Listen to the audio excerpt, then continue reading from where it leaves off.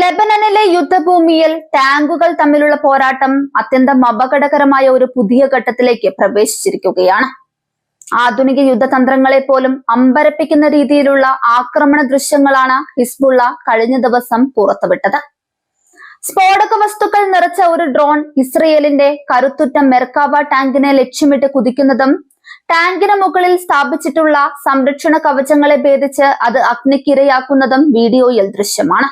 ഇസ്രയേലിന്റെ ഏറ്റവും അത്യാധുനികമായ കവചിത വാഹനങ്ങൾക്ക് പോലും ഡ്രോണുകൾ വലിയ ഭീഷണിയായി മാറിയിരിക്കുന്നു എന്നാണ് ഈ സംഭവം തെളിയിക്കുന്നത്.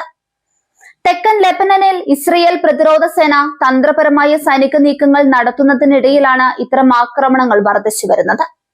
മെർക്കാബ ടാങ്കുകളുടെ സുരക്ഷയ്ക്കായി ടാങ്കിന് മുകളിൽ നിർമ്മിച്ചിട്ടുള്ള കോപ്പ് കേജുകൾ പോലും മറികടക്കാൻ ഹിസ്ബുള്ളയുടെ FPV ഡ്രോണുകൾക്ക് സാധിക്കുന്നു എന്നത് സൈനിക നിരീക്ഷകരെ അത്ഭുതപ്പെടുത്തുന്നുണ്ട്.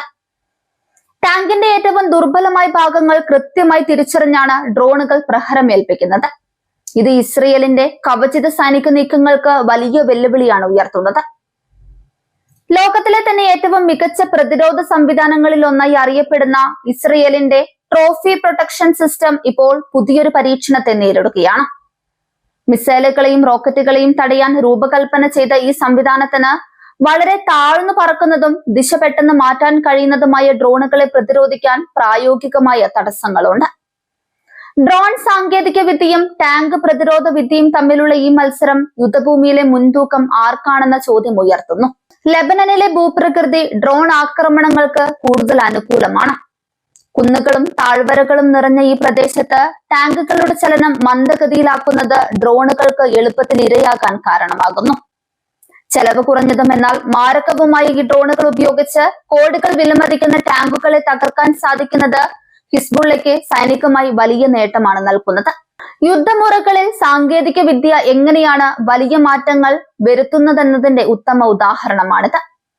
വരും ദിവസങ്ങളിൽ ലാൻഡ് വാർഫെയർ അഥവാ കരയുദ്ധം കൂടുതൽ സങ്കീർണമാകാനാണ് സാധ്യത.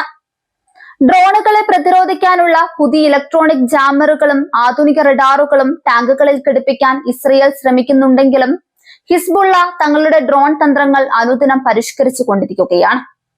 ലെബനൻ അതിർത്തിയിലെ ഈ ഡ്രോൺ ടാങ്ക് പോരാട്ടം ആഗോളതലത്തിൽ തന്നെ ഭാവിയിലെ യുദ്ധതന്ത്രങ്ങളെ മാറ്റിമറിക്കാൻ പോന്ന ഒന്നായി വിലയിരുത്തപ്പെടുന്നു.